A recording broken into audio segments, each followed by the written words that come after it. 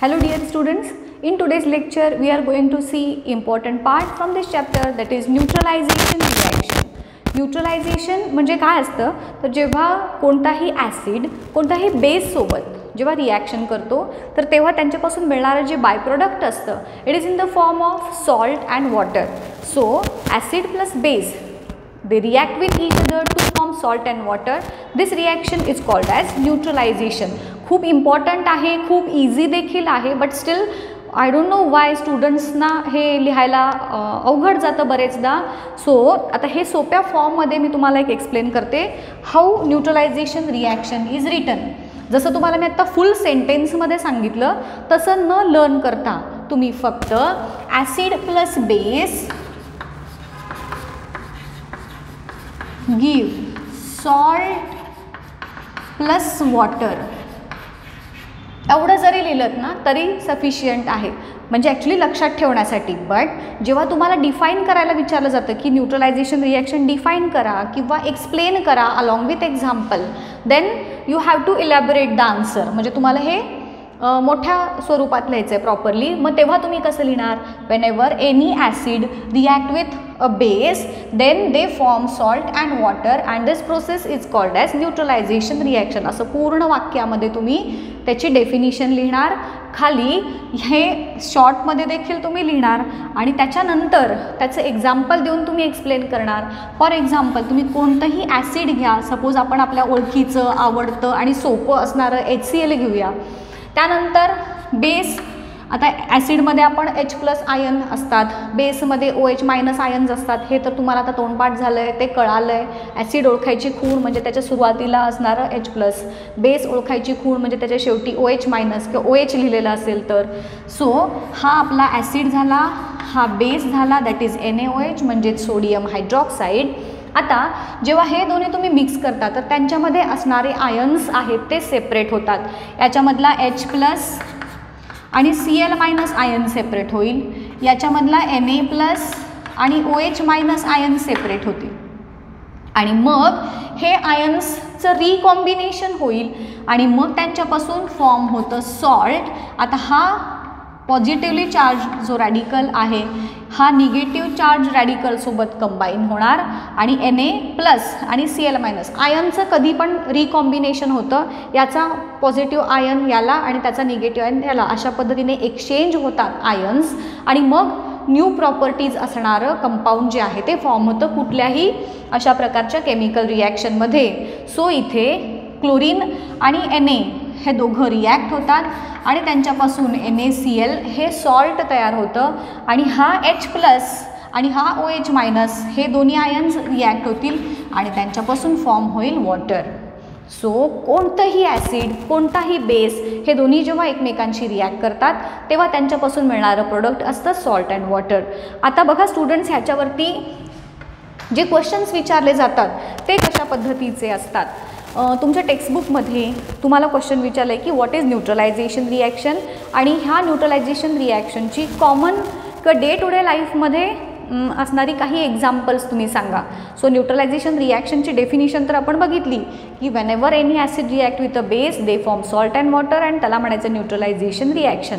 आता ह्याची आपल्या डे टू डे लाईफमध्ये असणारी एक्झाम्पल्स काय आहेत, त्यातलं फर्स्ट एक्झाम्पल तुम्हाला असं सांगता येईल. बघा आपल्याला ॲसिडिटी होते, बरोबर, ॲसिडिटी होते ना. कधी होते आपल्याला ॲसिडिटी, एक तर जेव्हा आपण चुकीच्या वेळी किंवा जागरणं झाली, अन्न चुकीच्या वेळी खाल्लं, उशिरा जागलो किंवा अशा पद्धतीचे जे काही स्पेसिफिक रिझन्स असतात त्याची पण मी कारणं तुम्हाला कधीतरी सांगेन, खूप इंटरेस्टिंग आहे हे सगळं.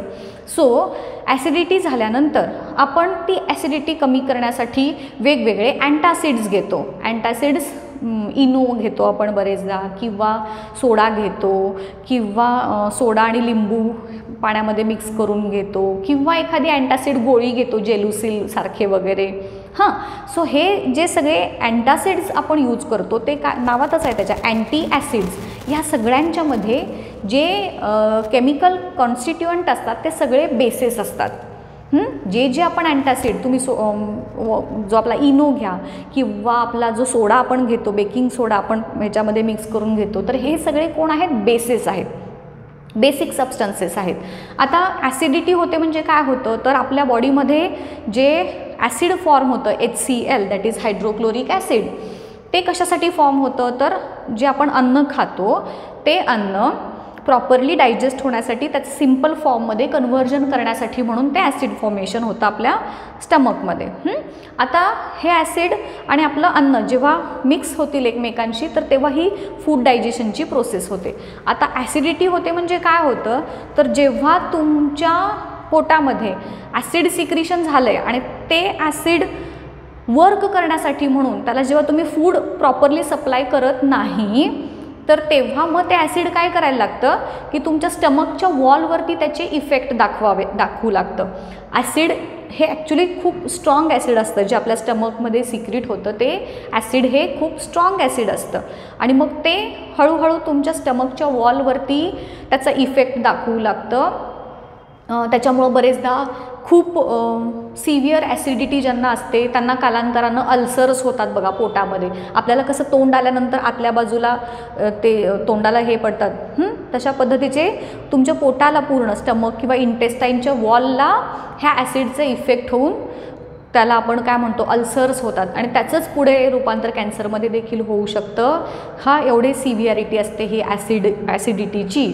सो ही ॲसिडिटी कंट्रोल करण्यासाठी आपण जे जेलुसिलसारखे अँटासिड्स वापरतो तर त्याच्यामध्ये असतात ॲल्युमिनियम हायड्रॉक्साईडसारखे किंवा मॅग्नेशियम हायड्रॉक्साईड, ज्याला आपण मिल्क ऑफ मॅग्नेशिया असं देखील म्हणतो. सो ऑल दीज अँटासिड्स कंटेन, बघा हे 1 मार्कसाठी सेपरेटली विचारलं जाऊ शकतं. ॲल्युमिनियम हायड्रॉक्साईड AL किंवा मॅग्नेशियम हायड्रॉक्साईड यासारखे हायड्रॉक्साईड म्हणजेच बेसिक सबस्टन्सेस आले.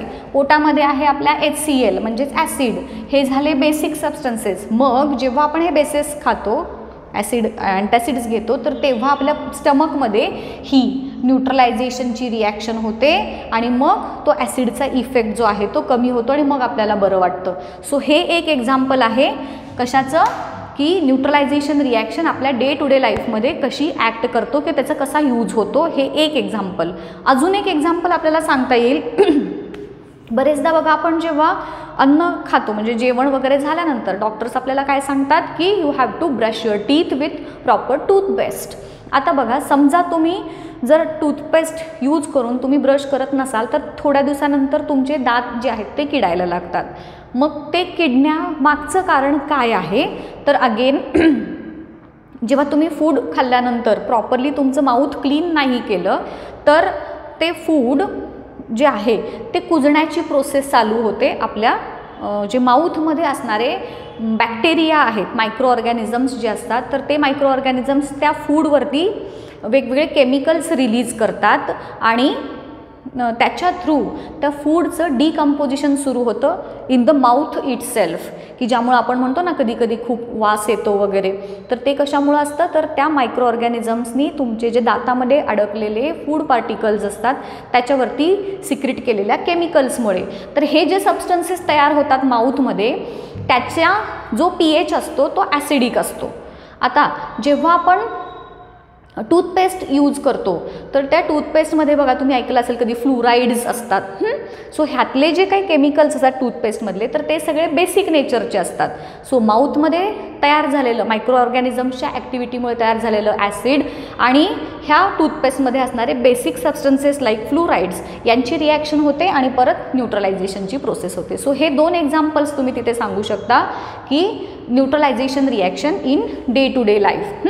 सो हे झालं बेसिक इन्फॉर्मेशन. आता जसं ही तुम्हाला एक रिॲक्शन आहे तसं या चॅप्टरमध्ये काही रिॲक्शन्स तुम्हाला दिलेल्या आहेत की फिल इन द ब्लँकसारख्या. जसं तुम्हाला मी ह्याच्या आधी पण सांगितलं आहे की ह्या रिॲक्शन्स तुम्हाला तोंडपाठ न करता कशा लिहायच्या ह्याचे मी ट्रिक्स सांगत जाईन. सो आजच्या लेक्चरमध्ये तुम्हाला मी अशाच काही ट्रिक्स सांगणार आहे की ज्याचा यूज करून तुम्ही ह्या प्रकारच्या न्यूट्रलायझेशन रिॲक्शन जर विचारल्या तुम्हाला एक्झाम्पलमध्ये फिल इन द ब्लँकसाठी तर त्या कशा कंप्लीट कराल. खूप ॲक्च्युली तुम्हाला दिसायला तो अवघड पार्ट आहे बट आज आपण तो इझी करून बघणार आहे कशा पद्धतीनं अशा प्रकारच्या ॲसिड बेस रिॲक्शन तयार करायचे.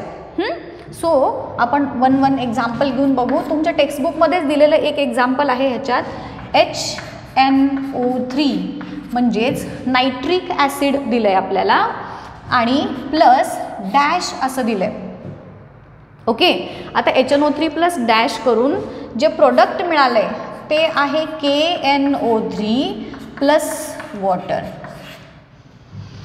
आणि ही रिॲक्शन आपल्याला कंप्लीट करायला विचारलेली आहे. कशी कंप्लीट करणार? आता जसं मी तुम्हाला आता काही ट्रिक सांगत जाते, तुम्हाला ही रिॲक्शन कशी तयार करता येईल ते बघूयात. आता इथं ही रिॲक्शन मी तुम्हाला सेपरेट करून दाखवली की नाही, तसं तुम्हाला इथं पण जमलं पाहिजे. आता ह्या HNO3 मध्ये H हा पॉझिटिव्ह चार्ज रॅडिकल आहे, इथे NO3 हा निगेटिव्ह चार्ज आहे. याच्यामध्ये K हा पॉझिटिव्ह आहे, इथे NO3 आहे. मग जेव्हा हे सेपरेट होतील तर तेव्हा हा H जो आहे आणि NO3 हे दोन्ही सेपरेट झाले. ह्या NO3 निगेटिव्ह चार्ज आहे, त्याला K पॉझिटिव्ह चार्ज असणारा जो रॅडिकल आहे ज्याला आपण कॅटायन म्हणतो, तो कॅटायन ह्याला जोडला गेला. आता असा काहीतरी इथं कंपोनंट असला पाहिजे की ज्याचे पॉझिटिव्ह रॅडिकल किंवा कॅटायन आहे K. रिॲक्शन मी कशी तयार करते बघा. इथे H प्लस आणि NO3 मायनस हे दोन रॅडिकल्स आहेत आणि इथे K प्लस आणि NO3 मायनस. आता हा NO3 मायनस तर निगेटिव्हली चार्ज रॅडिकल दोन्हीकडे आहे.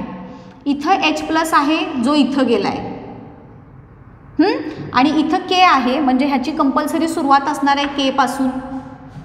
मग उरला कोण तर इथे O आहे आणि KO आणि इथे हायड्रोजन एक आहे. सो ह्याच्यापासून जो कंपाऊंड मिळाला तो आहे KOH म्हणजेच पोटॅशियम हायड्रॉक्साईड. एक ॲसिड एक बेस त्यांच्यापासून फॉर्म झाला KNO3 आणि वॉटर.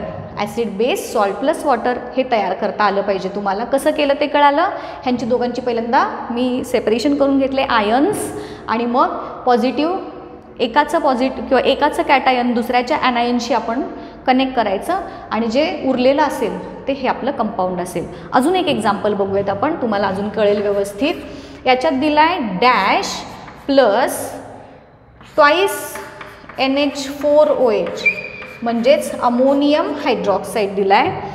ह्याच्यापासून मिळणारा सॉल्ट आहे NH4 twice SO4 plus dash. म्हणजे आता इथं आपल्याला दोन कंपाऊंड्सची फॉर्म्युली तयार करायचे आहेत. परत आपण काय करूयात, ह्या NH4OH मध्ये हा NH4 पॉझिटिव्हली चार्जड आहे, OH निगेटिव्हली चार्जड आहे. इथे NH4 निगेटिव्हली पॉझिटिव्ह आहे, SO4 मायनस मायनस. म्हणजे आता ह्यांची फोड कशी होईल, आयन्स सेपरेट होणार, NH4 plus OH minus NH4 plus आणि इथे SO4 आणि इथं 2 आहे ना म्हणून मायनस मायनस. आता आपल्याला एक प्रॉडक्ट तर कंपल्सरी माहीत आहे की इकडे एक सॉल्ट आहे म्हटलं की इकडे तर वॉटर असणार आहे. ते डोळे झाकून इथं आपण वॉटर लिहायचं कंपल्सरी प्रोडक्ट साईडला. आता उरला एक इथे ॲसिड कुठला असेल तो आपल्याला फाइंड आउट करायचा आहे. NH4 दोन्हीकडे आहे, इथे OH आहे आणि इथं SO4 आहे. मग तुम्हाला काय वाटतं इथं काय असणार आहे? अर्थातच इथे येणार H2SO4. म्हणजे इथे शेवट आहे SO4 आणि SO4 शेवट आहे आणि इथे हायड्रोजन आहेत. सो H आणि SO4 ह्या दोघांचं कॉम्बिनेशन होऊन झालं आपला ॲसिड, दॅट इज H2SO4. आता नंबर ऑफ ॲटम्स सेम आहेत का बघूयात. इथे H 2 आहेत, इथे 4 आहेत, 2 आणि इथे 2 म्हणजे टोटल 4 झाले. इथे मात्र 2 हायड्रोजन आहेत, सो मी इथे लिहिले 2H2O. ऑक्सिजन पण इथे 4 आहेत आणि इथे 2 आहेत म्हणजे एकूण 6 ऑक्सिजन झाले. हे 4 आहेत ना इथे O4 आणि हे 2 × O म्हणजे 6 झाले. हे 2 + 4. तसे इथे 4 आहेत ऑक्सिजन, मग इथे × 2 म्हणजे बरोबर 6 झाले. नंबर ऑफ ॲटम्स बोथ साईडला सेम पाहिजे आणि म्हणून मी इथं लिहिलं 2H2O. आलं लक्षात. अजून एक एक्झाम्पल तुमच्या टेक्स्टबुकमध्ये दिलं आहे, ते आहे dash plus KOH gives KBr plus dash. जसं तुम्हाला मी आत्ता सांगितलं कंपल्सरी वॉटर तर लिहायचं आहेच आपल्याला. सो तो एक पार्ट मी आधी कंप्लीट करून घेतला, H2O लिहिलं. आता आयन्स सेपरेट करूयात. KOH मध्ये K पॉझिटिव्ह चार्ज आयन आहे कॅटायन, OH ॲनायन आहे, K प्लस OH मायनस. इथे K प्लस आणि Br मायनस, म्हणजे आता K दोन्ही कॉमन आहे, मग इथं Br मायनस आहे, इथं OH मायनस आहे, म्हणजे हा जो Br आहे तो ह्याचा ॲनायन असणार आहे. आणि अर्थातच H राहिला, म्हणजे हा H2O मधला H, म्हणून H आणि Br मिळून झाले इथे माझा ॲसिड झाला HBr, that is hydrobromic acid. Potassium hydroxide आणि हायड्रोजन ब्रोमाइड किंवा हायड्रोब्रोमिक ॲसिड तुम्ही दोन्ही ह्याला म्हणू शकता. आणि मग ह्याचे आयन्स कसे असतील, H प्लस आणि Br मायनस. सो हा H प्लस आणि हा OH मायनस कंबाईन झाले, वॉटर बनलं. K प्लस आणि Br मायनस एकत्र येऊन पोटॅशियम ब्रोमाइड बनलं. ह्याच्यामध्ये पण तसंच H2SO4 मध्ये H प्लस आणि SO4 minus minus, H plus आणि H2OH मिळून वॉटर झाले आणि NH4 आणि SO4 मिळून सोडियम हा जो सल्फेट आहे हा तयार झाला, अमोनियम सल्फेट तयार झाला. आलं लक्षात. सो ह्या पद्धतीनं आयन्स एक्सचेंज. इथे देखील तुम्ही तसंच K plus OH minus, hydrogen आणि OH मिळून वॉटर तयार झालं आणि हा पोटॅशियम आणि नायट्राइड मिळून पोटॅशियम नायट्रेट तयार झालं. हां, सो असे जेव्हा तुम्हाला रिॲक्शन्स लिहायच्या असतात तिथं पाठांतर न करता कसं करायचं बघा. पहिल्यांदा जे जे कंपाऊंड्स दिले त्याचे आयन्स सेपरेट करायचे आणि ह्याचा आयन त्याला, त्याचा आयन याला जोडायचे. आणि मग त्यातलं कंपल्सरी एक तर वॉटर लिहायचंच आहे तुम्हाला. असे मी जसे एकाचं पॉझिटिव्ह दुसऱ्याचं निगेटिव्ह, एकाचं पॉझिटिव्ह दुसऱ्याचं निगेटिव्ह, फक्त आयन्स जोडले की तुम्हाला आपोआप मधली जी रिकामी जागा आहे ती लिहिता येईल. आहे इथं कुठं पाठांतराची गरज अजिबात नाही. आणि हे महत्त्वाचं आहे, एक्झामसाठी हमखास येणार ह्याच्यावरती प्रश्न तुम्हाला. सो न्यूट्रलायझेशन रिॲक्शन कशी तयार केली, डे टू डे लाईफमध्ये न्यूट्रलायझेशन रिॲक्शनचे एक्झाम्पल्स आणि हे तयार कशी करायची, कुठलीही प्रकारची न्यूट्रलायझेशन रिॲक्शन तयार कशी करायची हे देखील आज आपण बघितलं. होपफुली तुम्हाला हे लेक्चर आवडलं असेल. आजच्या लेक्चरमध्ये मग आपण इथे थांबूयात. नेक्स्ट लेक्चरमध्ये ह्याच्या पुढचा पार्ट बघूया.